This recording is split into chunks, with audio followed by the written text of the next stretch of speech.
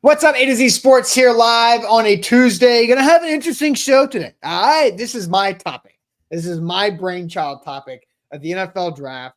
It's how can the Titans find themselves in a potential Tavondre Sweat type situation in the second round of this 2025 NFL draft? Because for the second year in a row, the Titans pick in the 30s in the second round and don't have a pick in the third round. And I think there are some interesting dynamics to go along with that type of situation with the draft picks and really how the board falls and all the needs the Titans have.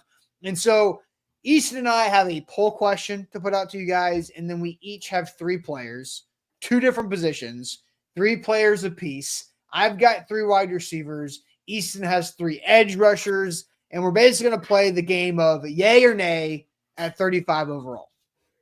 And because Tavondre Sweat went 38 overall, and we'll revisit our reactions in a vacuum of what our instant reactions were like when the Titans used the 38th overall pick on Tavondre Sweat at Texas. I already see Daniel saying trade back no matter what. I see Bama Brad having the most biased comment he could possibly have. So I favorited that, so we'll talk through it. But Easton, it's also a Tuesday, which means throwing shade day. My shade hit my inbox right as we were getting ready to go live. So welcome in. Let's get this thing rolling. Yeah, good morning, Austin. Good morning, everybody in the chat. Hope everybody is having a great start to their Tuesday. We got a great show for you today. But we need you to like the show before we can get started here on Facebook, on YouTube. Hit that thumbs up for us. It's the easiest way for you to be a friend of the program this morning. We appreciate you guys doing that, and then jumping in the comments with Don and Daniel, Caleb, top tier, Dead Inside, Corey, Rooney, Steven, Brian, Bama Brad, of course, the Zedro, some familiar faces. Good morning, fellas. Hope you guys are all having a great start to your day. If you want to jump into the conversation, jump in there with them on Facebook or on YouTube. We love to hear from you guys and want to see your thoughts on today's questions, because we are going to be making some tough decisions in the second round for the Tennessee Titans. Yep. So without further ado, let's get it going officially. Welcome to A to Z Sports here live on a Tuesday. I'm Austin Stanley. He is Easton Freeze, one of our Titans reporters for NFL for A to Z Sports.com, covering the Titans in the NFL. But also make sure you hit us up on Instagram, TikTok, and Threads for more great Titans content. We go live every weekday morning at 8 Central Time on Facebook, YouTube, and Twitch. Links to the show segment by segment on our Twitter X timeline. Also hit us up on Instagram, TikTok, and Threads for more great Titans content. It goes a long way if you send us a 5-star Google review. I actually had one. I saw one this morning in my email inbox. Let me see if I can find that again real quick to give credit where credit is due to the person who gave us a 5-star review. And that would be, where is it? This is taking way too long. Vamping. Dang it. I'm not going to find it. I'm not going to find it. Extremely anticlimactic. I don't know. Daniel is Daniel in the room with us? How does he know that your shade has to do with something in your inbox? I just said it. Oh, did you? Oh, that's me not paying attention. So, I'm sorry. I'm sorry for not having the, what? Did I delete that email? Because I didn't want to. Oh, no, that's disrespectful. Hey, whoever just left us a 5-star Google review this morning, I appreciate you, even though Austin apparently saw your email and decided it needed to go right in the trash. No, anyway, something's going on with my computer. I don't know. Something's weird stuff's happening. Anyway, so 5-star Google review. I appreciate everybody who's done that. Got to thank our sponsors before we officially get going. Now that I've just wrecked the beginning of the show. Got to start over. Yeah, no, I'm good. Wilson County Hyundai. Make sure you check them out. WilsonCountyHyundai.com is where to go if you're looking for a new ride in Lebanon. The Bone and Joint Institute, boneandjointtn.org, the region's destination for comprehensive orthopedic and sports medicine care. And our friends at Bart Durham Injury Law. Crash can change your life forever. And help is just a click away at bartdurham.com. So, Easton, will let's do a little back it up, because last year NFL draft time you were not with A to Z Sports. You had a different show, a different job, and a different life covering the Titans simultaneous, side by side, as we were going parallel down the Titans content game. And so I don't know how you felt. I don't even know if we've had a conversation about this, but the Tennessee Titans select the 38th overall pick, Tavondre Sweat, defensive lineman, Texas. What was your initial reaction?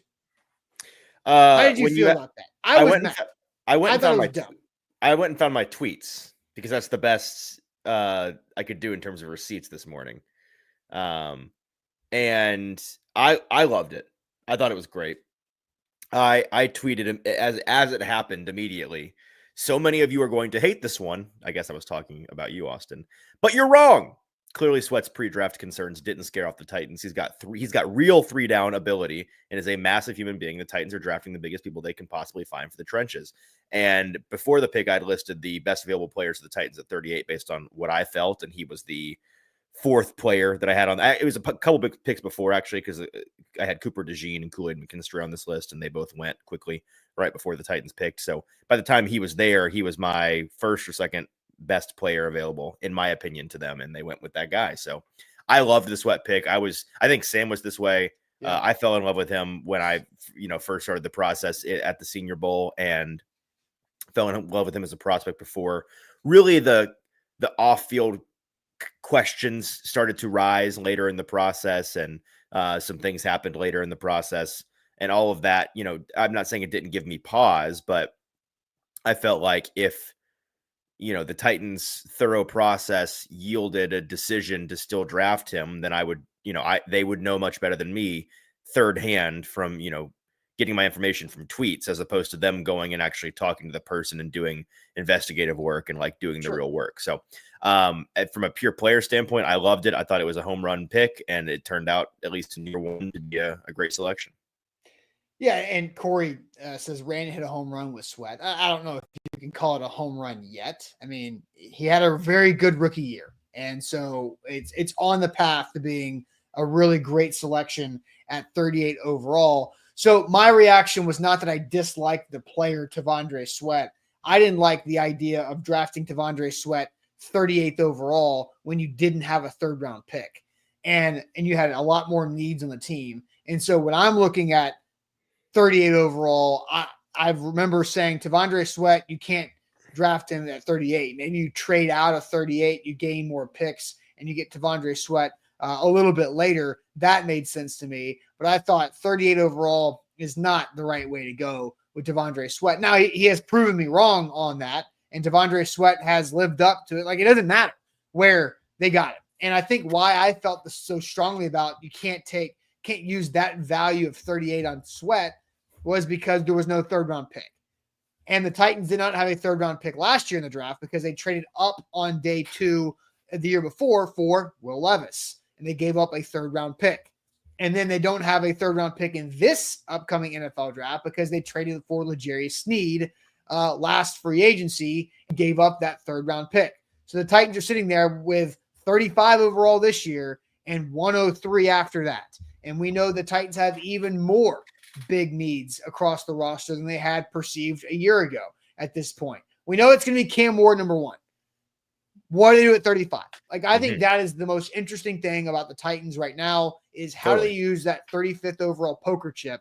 Do they trade it back to get more? Do they pick a player that slips out of the top first round right there at 35 overall and get who will be perceived a very good player? So I think that's where I want to start.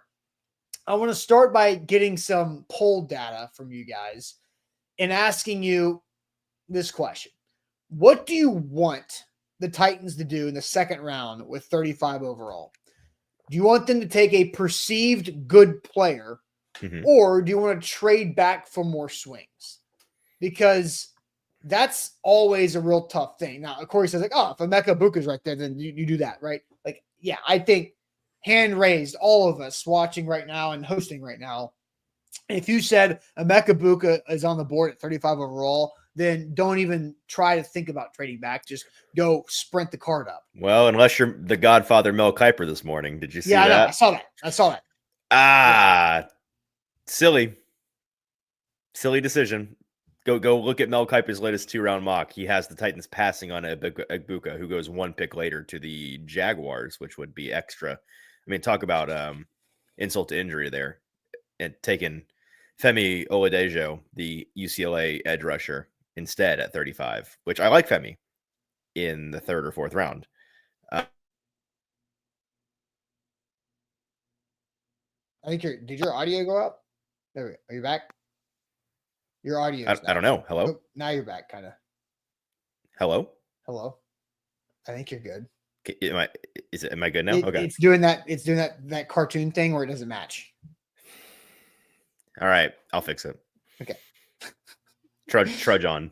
Okay. All right. So the question is, do you want the Titans? This has been a clunky show out of the gates. My internet sucks, and apparently his does too. Something's going on here in Nashville with the Wi-Fi or whatever. So the question we'll get to, and as Easton pops back in here in a second, I will put up a poll and we will do this. Hopefully this audio works better, Easton. Maybe. Oh, no. Oh, you're good. You're good. Okay. You're good. Okay. All right. So I'm going to have you tell the people about the Bart Durham injury law while I put up the YouTube poll for this question so we can get some actual data on this whole thing. All right, let me tell you all about our friends over at the Bart Durham Injury Law Center. They believe that a crash can change your life, but help is only one call or click away at bartdurham.com. Your big truck wreck is their fight for justice, and the Injury Law Center over at Bart Durham is here to help. They can be reached 24/7 to get your legal questions answered at 615-242-9000, and they believe that you deserve to be paid. So their attorneys are available to be meeting with you whenever and wherever is most convenient, including virtually over the phone.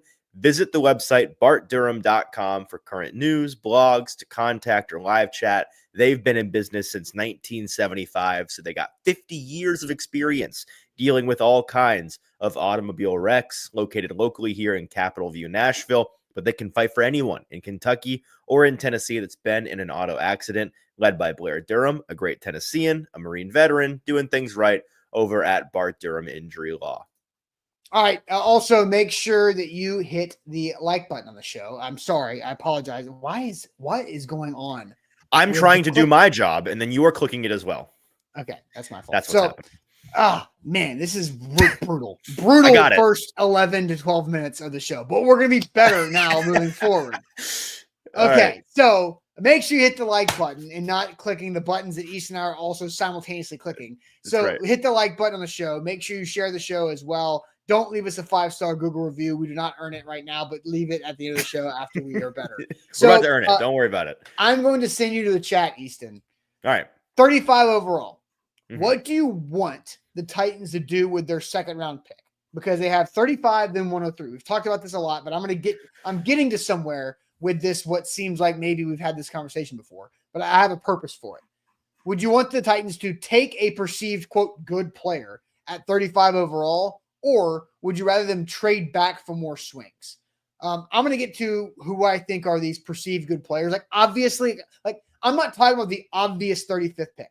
Like, if Emeka Egbuka's gone, if these other guys that we've talked about are not available, if it's like James Pierce went in the first round after all this talk about him being a bad character red flag player, right? If Luther Burden's gone, if Jackson Dart is gone too, and you don't have to have that trade bait right there. Like, we're talking about perceived good players, not like great value guy fell and you scooped him up, but just a good player at 35 or trade back to get more swings. I'll have you go to the chat as the poll question continues to mature. Caleb says that he is pro trading back from 35 at this point. I'm having to sift through a lot of people saying it depends, which is not what we're looking for here.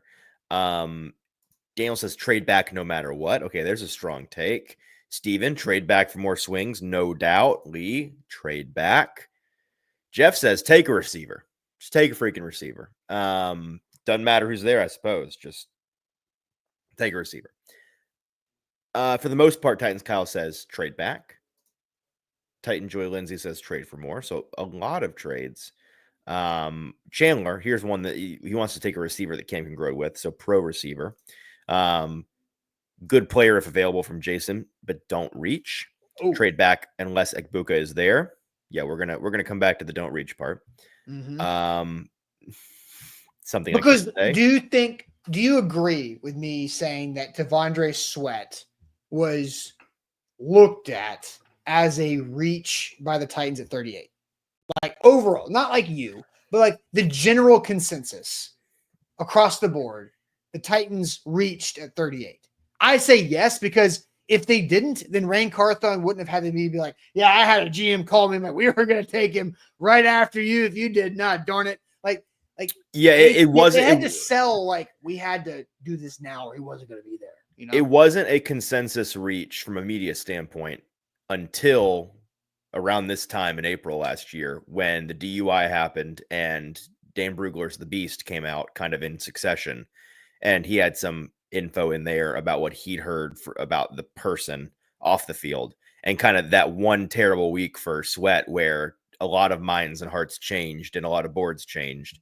And then at the actual draft, it was a reach because of those things. So it's one of those things where it's like the player, it's kind of like how wherever James Pierce ends up going, whether that's the first round, second round, like we have no idea. Wherever he goes, the perception is going to kind of be like, well, if he's as talented as he is, like if his talent is what wins out in the NFL, it's definitely not a reach. But, if he ends up going 28th, a lot of people are going to be like, it's risky, kind of more like risky than a reach, I guess is what I'm trying to say. It felt like a risky decision. Okay, fair enough. So I think it was considered a reach with 38. 38's high. That's a high pick, right? So good player. Yeah, good player. And so that's kind of what I want to get to. But I answered the poll question of understanding that Emeka Egbuka is kind of the outlier here. Like that is the one I think trading back is a very smart move if you can do it. Mm-hmm. And I would prefer the Titans trade back at 35 to pick up another pick on Friday night, day 2. And still have a slide back a little bit in the second round, add a third round pick at some point. I think that's a smart move to build out because you need players. You got to have good quality players. And I feel like this draft maybe doesn't seem super high end, but it feels like it's got a lot of good in the middle of it. A lot of useful players. And so I feel like having more good in the middle with Cam Ward, right? Because like you're getting Cam Ward. You got to flank him with as much as you possibly can. And I feel like only going 135 and then waiting until 103, it's a long way to go without there. But so I think I would prefer trade back unless the obvious guy is there. And I think here's the fun thing. We're 6 minutes into this poll and it's exactly 50-50 right now on YouTube. So Easton, what is your answer on, would you rather the Titans, do you want the Titans to just stick at 35 and draft a perceived good player or try to trade back for more swings? Well, by the way, before I answer that, Caleb here not picking on Caleb, but I've heard this a couple of times and it's silly to me. What makes Sweat a reach is the fact that Braden Fisk went right after him, but was better this season. Yeah. And 3 or 4 defensive tackles went before Sweat and Sweat was better than all of them. Like it just so happened that the only defensive lineman in the entire class that had a better rookie year than Sweat went right after him. We ignore the Falcons traded 2 day 2 picks to move up ahead of the Titans to get Ruke or Horo, and he was freaking nothing burger all year. So the best two D linemen for sure in the class based on their rookie year went Sweat Fisk kind of back to back, and Fisk went after Sweat. But that is not the reason why it was a reach. No. Now I'm with you that generally I am team trade. Outside of some shocking, like first round talents that we Buka or somebody else that we're not even talking about. Like there are some others that we maybe talk about on future shows that like, what if, because I do think that because of the nature of this draft, there's a decent chance that the back half of the first round is super unpredictable and super random and a lot of choose your flavor type decisions from teams. And it has some people that we are currently thinking are even more of a first round lock than Emeka Egbuka fall late into the first or even into day 2. And that's going to be an exciting, from a team content standpoint, I'm kind of hoping that happens because the chaos will be fun to talk and write about on draft weekend. That being said, and I think it also is important, I think we're all talking about this under this assumption, but I just want to make sure we put this in writing here. Okay. We're talking about a trade back that involves getting 2 picks in day 2. Right? Like, yeah, I don't want to trade for a future pick. I don't want to trade for a haul of day 3 picks. Yes. I want a 3rd round pick, brother. I want a second round. I want your second round pick and I want your 3rd round pick. Mhm. Otherwise, it's a totally different conversation, right? So we can And agree you on would that. think, like, yeah, totally. I think we're working under the same parameters here. That's what we're trying to get by moving off. 35 is valuable, right? Like a Very. team is coming up to 35 in this scenario because a player they coveted has shockingly become available that wasn't expected to become Somebody they think available. is a first round player, almost certainly. They think Yes, they're and getting a first so round value in day 2. right. So there is extra. You have to pay more for that. it's a premium situation. You got to pay more Yep. for it, and that involves a 2025 like same day third round pick, just a couple hours after that. So I like all like so again we're aligned on that. It's right around 50-50 bouncing around on the YouTube poll. Currently, it's 51% trade back, 49% draft perceived good player. So I'd be curious if we ran that poll like 2 weeks ago before. I think singularly this Emeka Egbuka narrative that has yeah. really cropped up in the last like 10 days, where all of these mocks are like, oh, Egbuka's going to be available in the 40s, which I still think is such bogus. No, I don't think he gets past the Titans at 35. No, I know. Like, I think that's Exactly. it. I don't think he's a second rounder. I still will be surprised if he is not a first round pick. I think there's a chance he's picked in the freaking teens. Like teams love this guy. And I don't think people are missing the point here. But regardless, wherever he ends up going, I think him alone has changed Titans fans' minds. Like I think if we ran this poll 2 weeks ago, before that was really a thing, folks would be looking at this very differently, and they'd probably be more team trade back. But I think in the last 10 days, everyone's been convinced that Ibuka is just going to be there. He's just going to fall right into your lap. And well, you got to take Ibuka, which I agree with, but I don't think he's going to be there. Again, he doesn't make it past the Titans at 35. There's no. I've had somebody in the Titans building tell me that they'd be doing backflips if Ibuka somehow fell to 35 because they think that person probably physically can't do a backflip. Oh, I would bet so much money that they can't.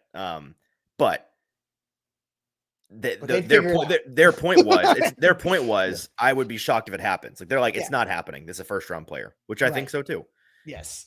So and David just has a rule: you do not pass on Ohio State or LSU wide receivers. That's honestly a great rule, David.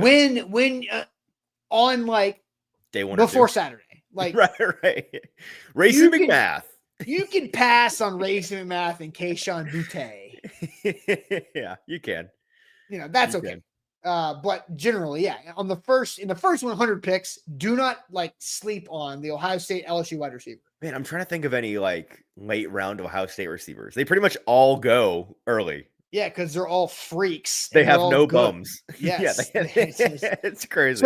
So what this topic is I had the epiphany over the weekend. I was listening to their draft podcast, and I was like, I was like, you know what? Like, who cares? Like, like this is how I feel now about T'Vondre Sweat. 38th overall, bad value. But now I'm like, who cares? He's a good player. 38, whatever. Draft good players. I don't care if the value is not as good as you could have gotten. Could you have traded back a few spots and still gotten him at 44? Sure. But you got him at 38, and what matters is you got a good player. And so now I'm sitting here going, 35 overall. If you can't trade back, and Ibuka's not there, you can't trade back, and Ibuka's not there, just draft a good player. Who cares if the NFL world's like, what? What a reach alert. Like, who cares if you draft a player? You sounded like Stillman just for a moment there. I don't know if it was on purpose or not. It was not. I talked to him on the phone yesterday. And I heard. I bet that went really well.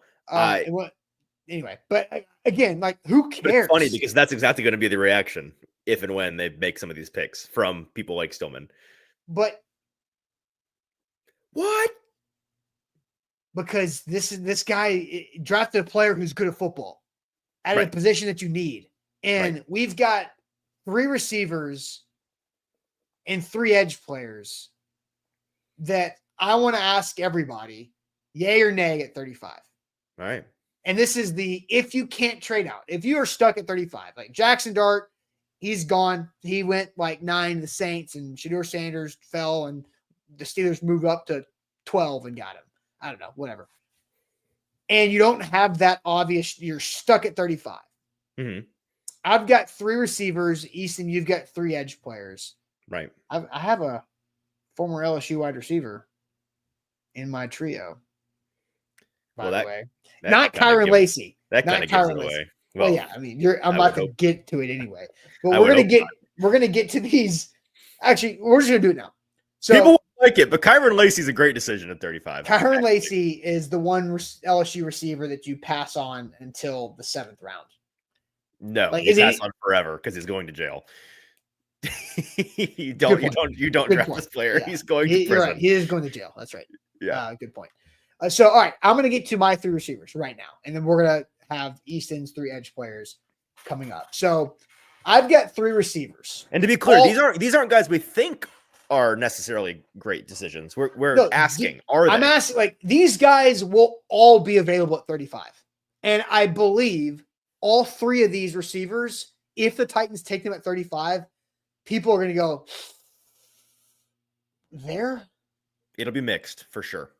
So they're all Senior Bowl guys. I'm guessing based Easton. on. They're all Senior Bowl guys. I bet I can just name them.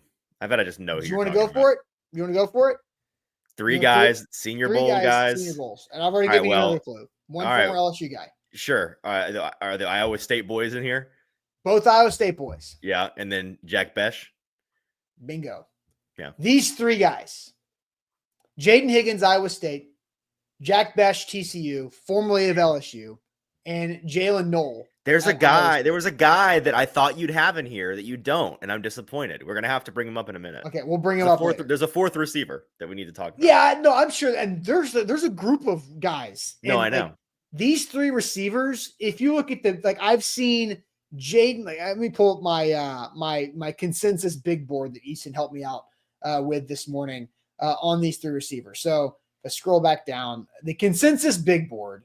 Jaden Higgins is the highest of these 3. I kind of have them left to right in where the consensus NFL draft views these guys. Jaden Higgins is usually in like the late 40s, high 50s. Jack Besh is usually in the 50s. This one has him at 65. And then Jalen Knoll is later. He's up in the 60s or down to 70. But I think Jalen Knoll is viewed as a better player than but 35 overall, what do you do? Because Jaden Higgins is big. Like, I'll let you give me the elevator pitch. We're going from the 1st floor to the 4th floor. Give me the elevator pitch on Jaden Higgins from the Senior Bowl. Very big, fast guy.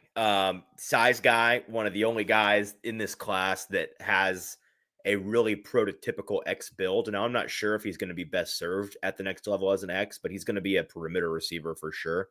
Moves pretty well. A little bit stiff, but I'd say generally better fluidity than the vast majority of folks that are his size playing the position. Was surprisingly productive in a pretty bad offense in college. I mean, fine offense, but nothing really to write home about at Iowa State. He's somebody that has the physicality to win at the line of scrimmage as well as separate downfield. The reason why he's definitely a 2nd round guy more than a 1st round guy, I think. Now, maybe he ends up slipping in and he's kind of the surprise guy, but he's right there on that boundary, is because some of the details, he just lacks polish. Not the cleanest route runner. There are just elements of his game that at the next level he's going to have to become more of a pro, which is fine, which is pretty standard for a guy of his profile. But yeah, that's the elevator pitch: big, fast, big, win at the catch point guy. Okay, so I'm going to ask this question: yay or nay on Jaden Higgins at 35 overall? Yay or nay? Jaden Higgins, wide receiver, Iowa State, 35 overall. After hearing, and this is the game we're going to play, so can't trade ready out for it. Yeah, you're stuck at 35. You're stuck, and you're like, need a receiver. Yay or nay for Jaden Higgins, 35 overall? My answer for this one, as we let the chat roll in, I say nay on Higgins. Okay. I don't think he has the special quality that's just like, I know, like, if the Titans are in this situation, you've got to know exactly how this person's going to be used to say he's worth this pick, because I know I'm going to get all of this out of him because he fits this specific role in the offense. And you even said, like, you don't really know. He's a perimeter guy. You don't know if he's gonna be an X or not. Like, you got Calvin Ridley to kind of be your moves guy too. So I say nay on Higgins. What do you think at 35? I say yay, but it has a question mark on it. Okay. I say yay. It's not my favorite pick, and it's likely not to be my favorite. Like, it's likely not to be my best available guy, in my opinion, at that spot. But it's a pick that I can definitely understand. And it's one that, to your point, I think if they make that selection, it's because they do know exactly how they're going to use him. I mean, he's 6'4", 214, 80-inch wingspan, which is 91st percentile. So he's got fantastic length. Mm-hmm. He's a 4'4" guy at that size. He is a 60, 70, 80, 90th percentile tester across the board besides hand size. He has small hands, but whatever. Is he a perfect receiver? No. But is he somebody that can probably play X and some Z for the Titans? 100%, because they're desperate for that. So I would get it. I would understand it. And I think that, I mean, he's built like an NFL receiver. And so you're going to try to get that out of him. Yeah. And I think you could. It wouldn't be my favorite, but I would get it. Okay, fair enough. Next guy on the list, Jack Besh. Jack Besh, who finished his career 2 years at TCU after 2 years at LSU, was the Senior Bowl MVP, correct, of the game itself? He was, yeah. Yes. Game-winning touchdown catch. Game-winning touchdown. He's a pretty rocked-up dude. He's every bit of, like, what, 6'2", 215. Former tight end, yep. Former tight end. 6'1", 215, yep. Okay. And but you know, good blocker, which I know people are gonna hate, but the thing about Jack Besh that I'm just like, oh really, is if you go look at the 2021 LSU Tigers mm-hmm. and the receiving stats from that year, it's pretty wild. It is shocking, isn't it? Yes. Tell the people what you're about to tell them. Where did my page go? In 2021, the LSU Tigers had Malik Neighbors, mm-hmm. had Brian Thomas Jr., both freshmen, right? Yep. Had Keyshawn Butte. Mm-hmm. I think he was also a freshman. Probably. And also had Jack Besh. And how'd that turn out? Right. All four freshmen. Mm-hmm. Jack Besh had the second most receiving yards of those four freshmen behind Keyshawn Butte. The two stud NFL players for 3 and 4. Jack Besh had not just more, like a lot more. Mm-hmm. Like he had almost 500 yards receiving on that LSU team in 2021, where Malik Neighbors and Brian Thomas Jr. were just like kind of non-factors as freshmen. Keyshawn Butte had 500 yards in like 6 games, and then he like did dumb things and got suspended, which tended to be the thing with him. But Jack Besh was productive. He led the team in receptions that year as a freshman, second on the team in yards, and he had 3 touchdowns. And so I'm just like looking at Jack Besh. Then he had a couple of weird years. He was not productive at all his sophomore and junior year. And then he was a 1,000-yard guy last year at TCU. But I think Jack Besh is a good football player. And so yay or nay on Jack Besh at 35? I'm a nay. I'm a pretty firm nay. And I like Besh. I just can't do it at 35. I think I saw somebody yesterday compare him to Alec Pierce, which I think is a pretty decent. He's like Alec Pierce with worse long speed. He's fantastic. I mean, he has fantastic strength and focus at the catch point. He's somebody that does a pretty decent job of getting open despite some limitations physically. He's a pretty middle of the road athlete, just in terms of pure twitch at the wide receiver position. And I just think, I mean, like I think he's going to be a good receiver. I just think there's a pretty hard ceiling for him based on physical limitations. But what he lacks physically, he makes up for again in his give a crap meter is 10 out of 10, breaking the scale. Love a guy like that. Love a guy who seems to be a great locker room guy, good head on his shoulders.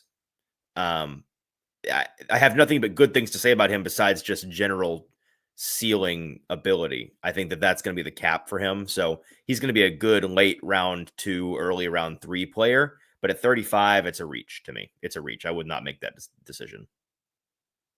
I would. Why? I think he's a great asset to Cam Ward. I think he makes Cam Ward's life easier. Well, that's true. And that's what I'm in for that. Any of these guys make his life easier, unfortunately. No, but I think the way that Jack Bech plays a position is because he is not the best athlete. He just knows how to get open. He creates separation without just natural ability. It's like learned, developed, honed skill is how he creates separation. And his hands. He's got 4 drops in almost 300, I think, career targets in college. Right. That's ridiculous. I think you can play him in a bunch of different spots. He's also got punt and kick return ability. We all know that's a problem. And so I think Jack Bech is a player that you can use to make Cam Ward's life easier. He's physical. He goes and he does all the different jobs you ask him to do. And he's done all those jobs. I think Jack Bech is a reach worth taking at 35. All right, I agree with you. His ceiling's disagreements here. His ceiling's probably not as high as Jaden Higgins, but I feel like the Titans could get more out of him. I feel like his floor maybe starts a little higher as like a just plug him in and let him go make football plays. Does that make sense? I get what you're saying. I just disagree with the reachiness at 35. I heard Kyle Krabs of 33rd Team and also of Locked On National Scouting say just that Bech keeps climbing for him just because he knows how to get open. He just knows how to catch the football. And I'm just like, the Titans just need that. He's almost like he's kind of like an NWI replacement, but who also has return ability. From like Mr. Reliable, you know? Sure. I don't think you can spend pick 35 on that. But if you're stuck there, and so there are definitely better options. There might be. There are definitely better options than Jack Bech. I'm gonna go crazy with this too because my third guy on the list is Jalen Noel. I'm a yay on Jalen Noel at 35, and his big board consensus is 70. Yeah, I think that's wrong, but you think the big board is wrong? Yeah, I think that he's going to go much earlier than that, but we'll see. I think Jalen Noel's a yay. He's my strongest yay of the 3. Agreed. At 35. Yep. And I think he is Xavier Strepo for Cam Ward in the NFL, but way more athletic. Yes, way more athletic. You know, like way more athletic. Like Restrepo's a 4.6 or 7 guy. 4.8 technically. And Noel is I know, but like in reality, when he's not hurt, he's at best a 4.6 guy. He's not a 4.8 guy. On tape, he's not getting open if he's a 4.8 guy. He's a 4.6 guy. But Noel's a 4.3 guy. Yes. And he's way twitchier. He's way better in the short area. He's a better route runner. He's sharper with all of his details. He's got versatility. He's not just a slot, in my opinion. I think that he can be, especially in condensed sets, can be used in a variety of ways. He underrated ability to get open downfield. He's got fine long. He's got good speed in general, but the long speed and ability to separate, use his body. He's a smaller guy, obviously, and so that's the limitation there is his size. But there's some impressive downfield catches as a vertical route runner at the college level. Some contested catches that he hauls in despite being the lesser sized guy of the matchup. So there's a lot to like about Jalen Noel. I like Jalen Noel a lot, and do I think he's definitely going to be the best player available at 35? Probably not. But would I get the pick? Totally. Yeah, if the Titans, Jalen Noel is my number 1 of the 3. Jack Bech number 2, Jaden Higgins. I haven't been sold as much on Jaden Higgins. as the other two. That's maybe just my lack of exposure to as much Jaden Higgins as I have been for Noel and Besh. But I think these three guys are interesting, could go mid-second to late second, but the Titans at 35, if they're stuck there, I think they're interesting options. And there's a fourth. Okay. Yeah, there's a fourth that's a better yay. It's a way stronger yay than any of those yays. Way stronger. But that's why I didn't have him in there. Well, but he on the consensus board, he's below Higgins. Okay. And it's Alec Ayumanor, however you say it. Out of Stanford. Yes. I have become Ayumanor pilled.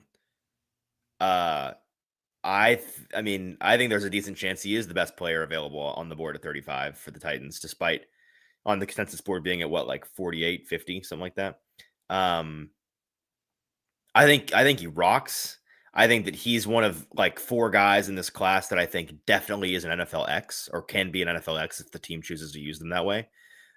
He's a classic X build, size, frame, speed, very, very similar in those ways to Higgins, but I think he's a better player than Higgins in most every element of the game, to be honest. He is easily 7 country miles, not close, the best blocker in this class at receiver, first of all. He's the most willing blocker. His give a crap meter out of 10 is 100 on every play. You watch the tape, there were many times when it's the fourth quarter and Stanford's down 3 scores and they're running a run play that they've tried to run 4 times already that day, and it hasn't worked a single time. And Alec definitely knows it's not going to work. It's going to get blown up at the line of scrimmage because they can't block it. And he's still on the perimeter, sending his guy 20 feet into the stands just because he decides I'm going to ruin this guy's day. That's the kind of guy you're getting. He is brilliant, apparently, from what I hear. I mean, apparently he's one of the brainiest guys in the class. Stanford. No. Right. Yeah, no, I know. That was kind of the what a cliche. What a cliche. These guys, these brainiacs. But talking to folks in the league that know him, talk to him, know his situation. He's somebody that gets it and is really bright and is going to understand the position inside and out. Plays strong, can separate down. Like, there's not a lot to dislike about him. He played in easily of the top 8-ish receivers in this class. He played in easily the worst situation. That offense at Stanford it didn't work. They couldn't run the ball. They couldn't pass the ball. It sucked. And he still got 800 yards of offense, which is astonishing. His 800 yards of offense accounted for like 40% of their total yards of offense on the entire year. He was the whole thing. And he also played the hardest wide receiver strength of schedule of any of these top receivers. 91st percentile wide receiver strength of schedule. He played a lot of really difficult opponents. His breakout game was against, I don't know if you've heard of him, Travis Hunter. Not this past year, but the year before. He put Travis, not in a blender, but it was a knockdown, drag out fight that I would argue he won in the game in 2023 against Colorado. And he gave Hunter probably the toughest test that Hunter had that year, maybe of his entire past 2 years. I love him. I think he rocks. I think I wouldn't be surprised if we look back on this draft class and he's the second or the third, or maybe even in a bizarro world, the best receiver out of all of these guys. I would not be surprised at all if it pans out that way. So I think if he's there at 35, I mean, in the past 2 weeks, I've become kind of tilted on maybe just take him at 35. Okay. So look, I have no exposure to that guy. And like, check him out. He rocks. The list that you sent me of edge players that I had to like take their names out tells me that like I didn't want to. I was like scared of the name almost. I don't even know how to say that. No, I'm kidding. But so I want to get to a couple comments. People are asking about other receivers because why didn't I have a couple of these guys on there? We'll get to that here in a second. We're going through players that if the Titans are stuck at 35, should they take them at 35 overall? Real quick, I'll tell you guys about the Bone and Joint Institute. boneandjointtn.org, the region's destination for comprehensive orthopedic and sports medicine care. Whenever an injury happens in life, you have to know who you can turn to and who you can trust to help you get back on the road to recovery and not just lay around dealing with the injury, feeling the pain, and living with it. But go get it fixed, go get it figured out. And the Bone and Joint Institute can do that. They've got all the experts, the doctors, the physicians, the surgery center, the rehab specialists, and the rehab facility resources, and a support staff that's top of the charts there in Franklin, Tennessee, off of I-65 and Highway 96, next door to Williamson Medical Center. Online, book an appointment when you need, boneandjointtn.org. So much more to say, but first, make sure you have liked the show. Make sure that you have left us a 5-star Google review on the show. All of the ways that you can help for free be a friend of the show. We appreciate those things. It just takes a moment of your day, and it makes a big difference for us here at A to Z Sports. So thank you guys for doing that. All right, so we're going through, if the Titans are stuck at 35, who could they draft that might be perceived to reach, like T'Vondre Sweat was last year at 38. And I threw out these three receivers at 35 overall as options. Jaden Higgins, Iowa State; Jalen Noel, Iowa State; Jack Besh, /LSU. I was a nay for Higgins. Easton was a yay. We were split. I was a yay, Easton a nay for Besh. And I think, did you also say your strongest yay was Noel? I said of these that. Three, yes. Of these three, your strongest nay or yay was Jalen Noel from Iowa State. You brought up Stanford receiver. What's his name? Alec Ayumanor. Alec Ayumanor. Yeah. Ayumanor. I say it different every time I say it because I'm not sure what it is. You're I think it's Ayumanor. Throw darts. I know I'll be right if I keep changing it. Yeah. So I saw a couple players that were brought up here. Like, well, hey, why didn't you mention this guy? Why didn't you mention that guy? Kyle Williams, Washington State receiver, former Cam Ward teammate, who is doing a 30 visit, as reported by Easton Freeze last week. I don't think Kyle Williams is even a thought at 35 overall. Oh, he's becoming one, Austin. Is he? He is. Yeah. I mean, listen, he's one of those guys that I won't be surprised where he goes on day 2. And it could be at the beginning, in the middle, or the end. I wouldn't be shocked. I am pretty sure he's going on day 2 and not going to fall into the 4th round. I will be doing backflips if he falls into the 4th round. And I think the Titans would sprint the card up at 103 if he's there. I just don't think that he will be. He's somebody that he may be the strongest riser for those of us in the media, kind of catching up to what the NFL thinks of this guy. He rocks. So 35 is probably a stretch, but maybe it's not. I don't know. I'm thinking like 50s. I don't know.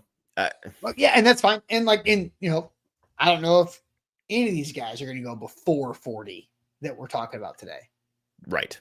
And I think that's the hard thing to know. The other receiver that people in the chat have brought up that I did not is Isaiah Bond, wide receiver out of Texas. What are we talking about?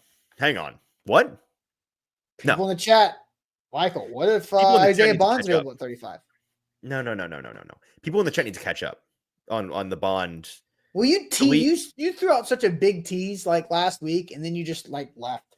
You walked into the room, you said something that made people go like, huh? And then you walked out the door and shut it. And then everybody's like, yes. You were like, there's some stuff. Isaiah Bond. I'll just leave it at that. And then there is. I said go find it. And go Google. What? Google Isaiah Bond. Google Isaiah Bond questions or concerns, and you'll find the things. They're out there. It's not good. And so Joe says they did a 30 visit with him, bro. I know. That means a 30 visit doesn't mean you love the guy. It means you're trying to find out more about the guy. And they may be willing to take a swing on him in the 3rd round if they have a pick there, or in the 4th round. But at 35, he's somebody that is getting the T'Vondre Sweat level workup of, we're going to dive into your background. We're going to talk to your grandma. We're going to we're going to try to figure out what exactly makes this guy tick. And I don't know I don't know what the conclusion to that. Maybe that they come to a conclusion like, you know what? This guy's not bad. People are blowing this out of proportion. We'll take the guy. And maybe they say, can't do it. So I don't know. And so again, side note, bringing a player in for a 30 visit, it's not a top 30 visit, by the way. It's a 30 visit. It's true. Right? Bringing a player in for a 30 visit does not mean you love the guy. It means you have things you want to find out. Sometimes you bring a guy in for a 30 visit because you're like, should this guy be on or off our board? Mm-hmm. And the answers will be found out during that 30 visit. Or maybe it's, should this guy be on our board a full round ahead of where we currently have him, or vice versa? So or you love the guy and you want to bring him in because you want to bond with him, and that gets you a head start because you want to draft him. Right, Like, but there are plenty of guys that you don't love that you don't have. Like, here's an example. The Titans are not going to have Emeka Egbuka in for a 30 visit. Like, I'm not speculating. They're not going to have him in because they don't need to. They're not going to have Matthew Golden in. They talk to these guys at the combine, and they're good. And they know what they know. And they hope that. Of course they hope that those guys are available. Of course they do. And sometimes you leave them, like you get 30 of them. That's why they're called 30 visits. Right. Not because they're the top 30 players or your top 30. You get 30 of them and you use them wisely. That'd be funny if you had to submit your board to the league and you get your 30 best players to come in. Everybody just knows who you like. And you only get to draft one of them. Right, exactly. Learned a lot about 29 guys that play for everybody else. Like, the Titans they know a ton about Kenneth Grant. Yeah. Who they're not even considering. But Isaiah Bond is not going to be he's not going to be drafted 35th overall. He'll be a 3rd round or later player. And so that's why I left him off of this. Trey Harris, Ole Miss, another guy that people in the chat brought up. He's in that mix. He's in the 35. Like, I think he's too Ole Miss, agreed. Yeah, one-dimensional is what I was going to say. That's fine. And that's an educated analysis. My uneducated analysis, which people I think they know at this point. I am the Ole Miss helmet scout. He's off my board because of what he wears. Even on defense? No. Offensive skill players only. Okay. Skill players only. Even linemen are different. Fair. Quarterback, running back, tight end, receiver. Won't do it. Can't do it. Okay, Easton, let's get to your edge rushers and see if you have somebody that wears that helmet. I do have one of those guys. All right, so to reset, the Titans are stuck at 35. Right. They can't. Emeka Egbuka's gone. Sorry, can't do it. He's gone. He went right before you. Tough. Oh, just heartbroken. You're crestfallen. Yeah. Jackson Dart's gone. You can't trade out of 35. The receivers, we all said nay, right? No, don't reach on the receiver. All right, Easton, you've got 3 edge players. Let's roll through them. Yay or nay at 35 overall. Let's do it. Just to clarify on that last bit, Daniel's saying, did AJ and DK suck? We're talking about Lane Kiffin era players. They were not Lane Kiffin era players. Different era, different coach. That was before the curse. Okay. So. That's like saying CJ Stroud can't work out because. No, that's like me being like, I hate Georgia Tech players. And everybody's like, well, but Calvin Johnson. Okay. All right. Troy Smith is a bad quarterback. CJ Stroud's not going to work. Right. Exactly. Yeah. Do we have a graphic of my guys? Yes. Okay. Let's throw it up there. Me throw it up or you throw it up? Because you can throw it up if you would okay. Humor me. Thank you. Here's your 3 guys. Here are my guys. And these guys are in that similar range on the big board of not quite 35 overall. I'm vamping to pull up the big board. Here we go. So for example, JTT, I've never known Tuimoloa is probably close, but I'm going to just call him JTT out of Ohio State is at, where is he on the board?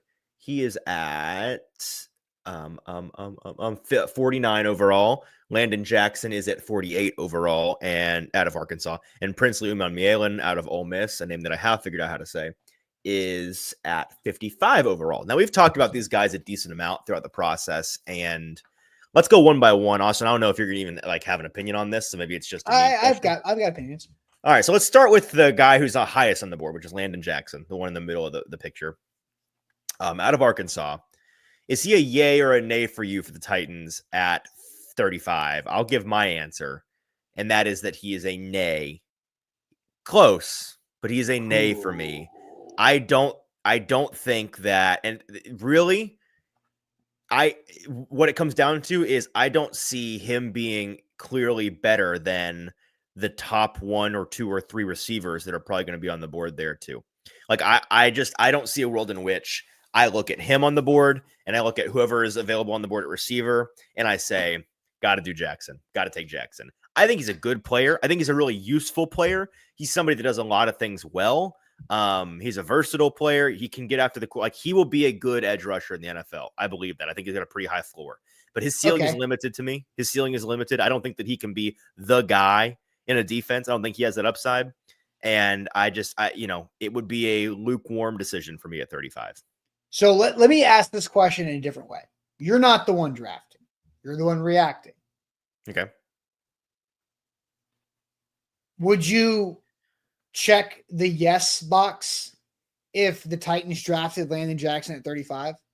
Like, I'm not say it's saying, a fine pick. like, I'm just saying, would you be fine with it? Like, would you be good with it? Like, I know there might be. I would find it mildly disappointing. Mildly. Okay. I would understand it. I'd say, hey, this is gonna help their defense a lot. He's gonna be a helpful player. But I don't love the decision. I don't love the decision based on who else was probably there. I think it's a fine decision, but I'm a little disappointed. I think Landon Jackson is a good football player.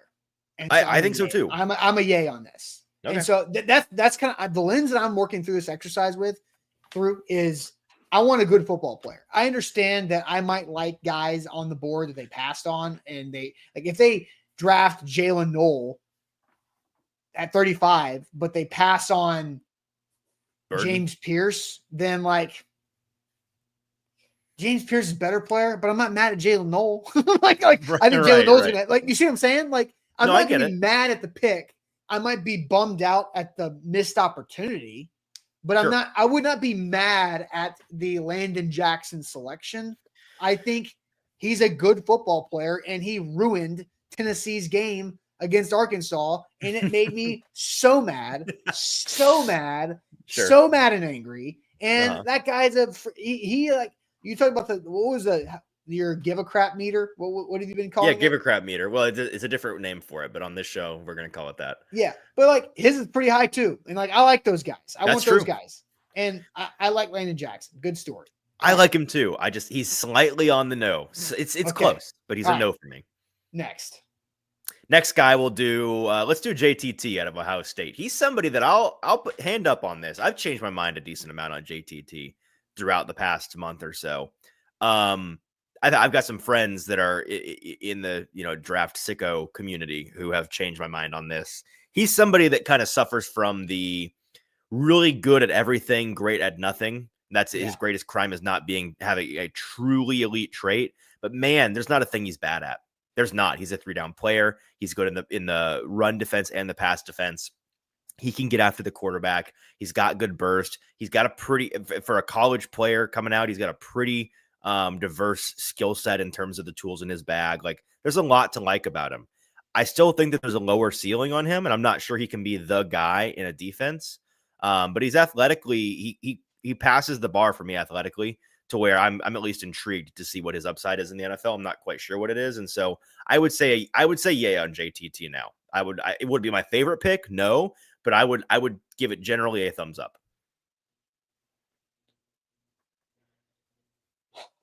Sounds like you would not.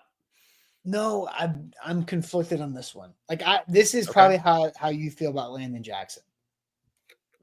That's fair. I mean, they're 48 and 49 on the board. They're kind of right there. I think my overall feeling on how the Titans should approach the draft after Cam Ward is high floor players. Okay. Starters. Yes. Early impact rookies. I'm going to say this name. Don't overanalyze. Don't freak out about this. Okay. I'm talking to chat more than I am you, Easton. So in 2016, the Titans were desperate for wide receiver help. And Tajay Sharp was a great draft pick. Was Tajay Sharp the highest ceiling guy ever? No, but he was a high floor guy. Well, but what did he do? He filled a need instantly as they were trying to rebuild, reset, re-go. And he filled a void. And that was a 5th round wide receiver, right? But a 5th round wide receiver had 40 something catches that year and played a nice role on a team that was 5-27 the 2 years before. They went 9-7. So I'm kind of going for that high floor guy that can help get this team out of the gutter. And so I think JTT is one of those guys. So I say yay.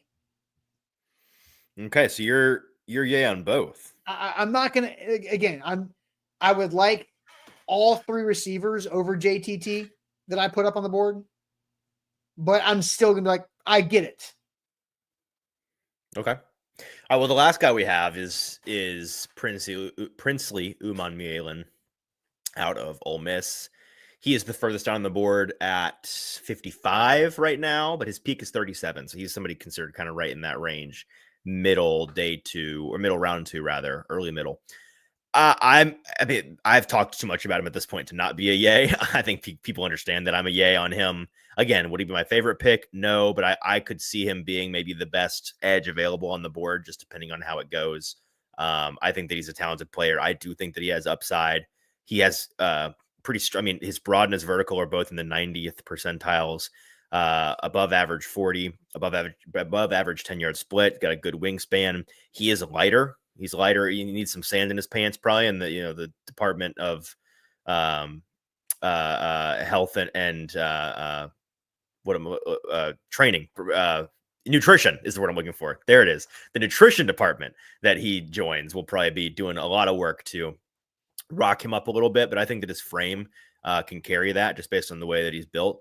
Then I think that he gets after the quarterback really well. And that's what I'm looking for the Titans. Somebody that can affect the quarterback. I think he can do that. Okay.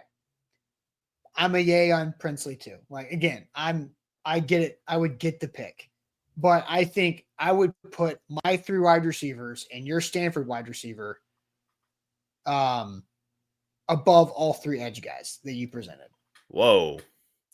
Okay. I mean, I would put a Umanor definitely above all 3. And I would probably put Knoll above all 3, and that's it.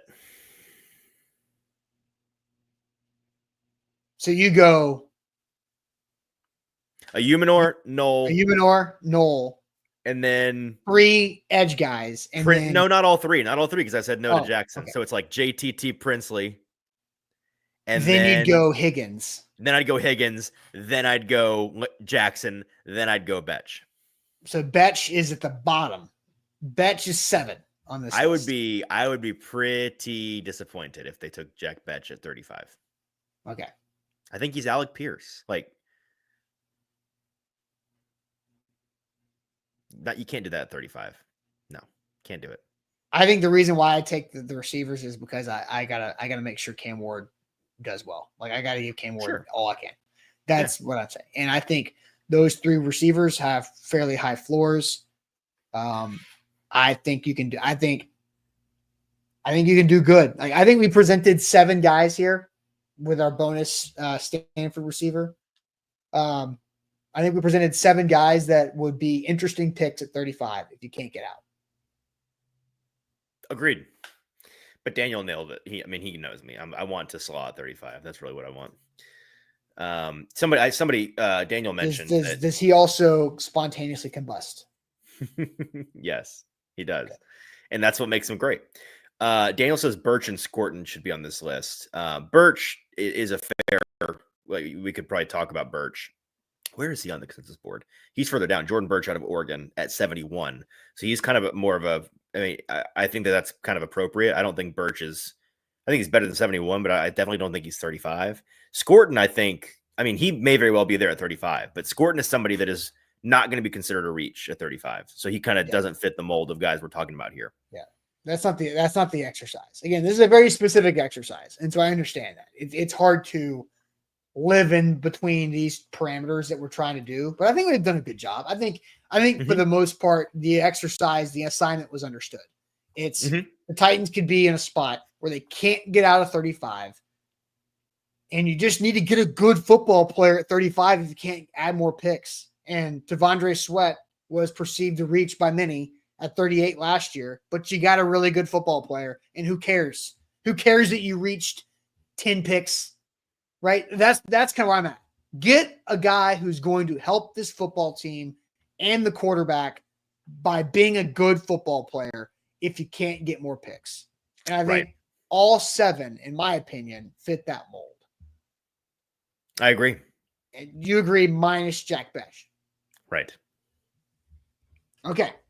Let's throw some shade to wrap up this show. If you've got shade, throw it to us in the chat. We'll read your shades here momentarily to wrap up this Tuesday.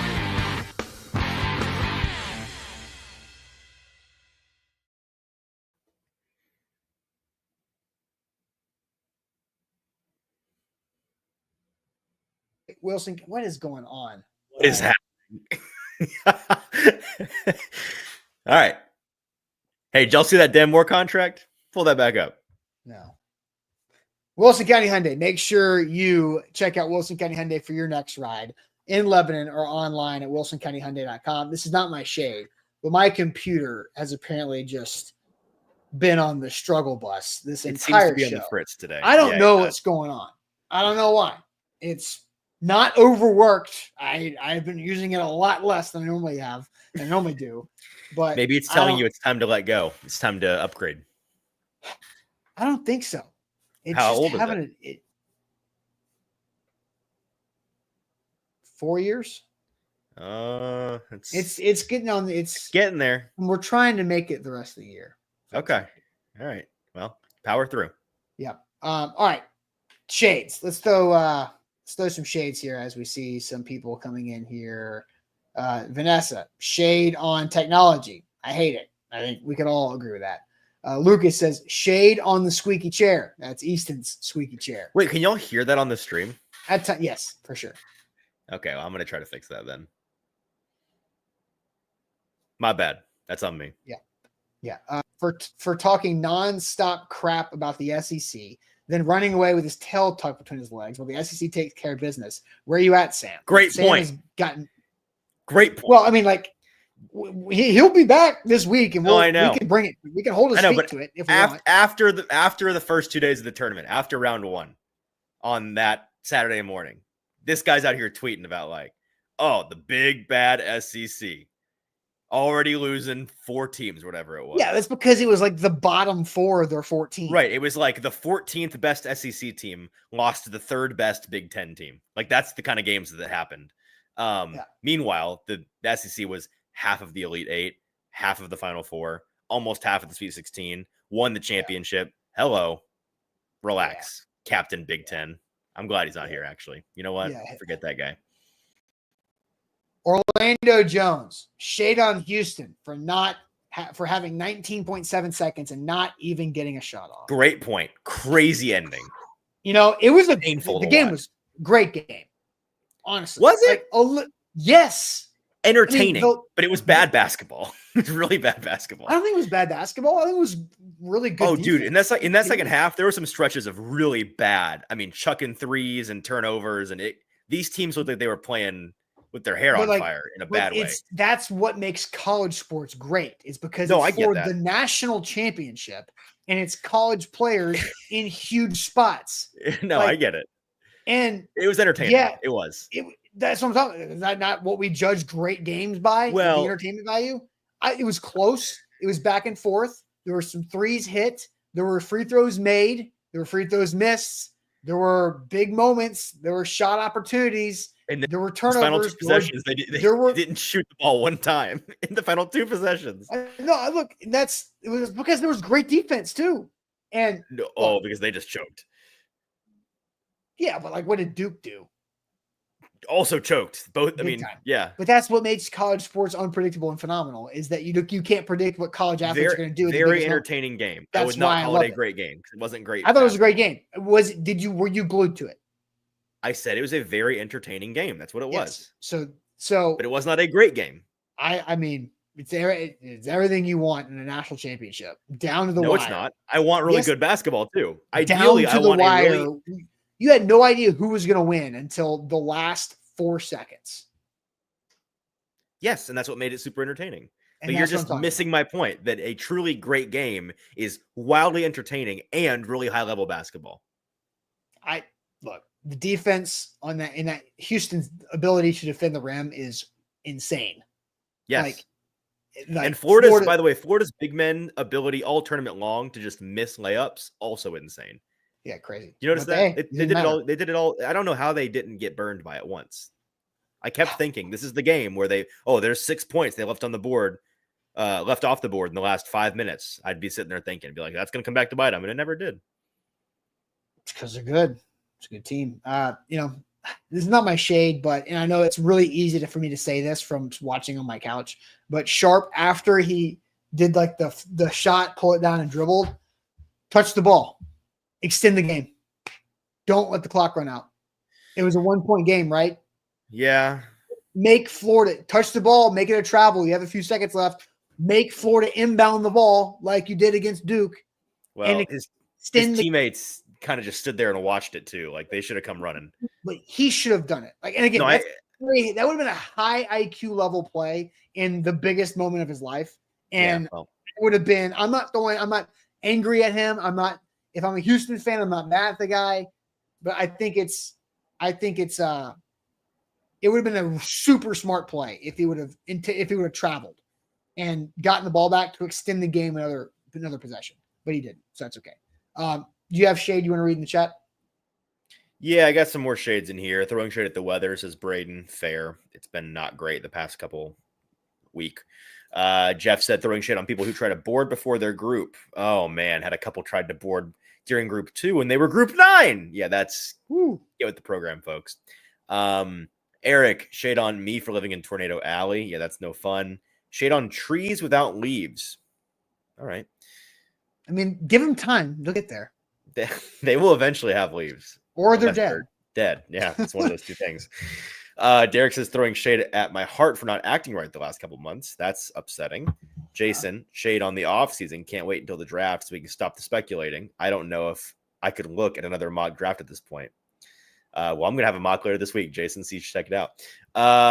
Let's see. Any more shade? Andre, shade on Kentucky officials accidentally opening 10 dam gates and flooding Carroll County during the 4-day rainstorm. Gotta love local government, man. Whoops. Always great at their job. Always great at their job.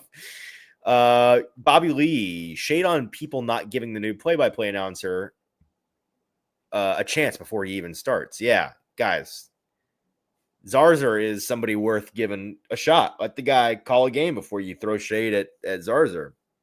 I saw more of that yesterday than I was kind of hoping to. But that's just the nature of change, right? They'll come around. They'll come around.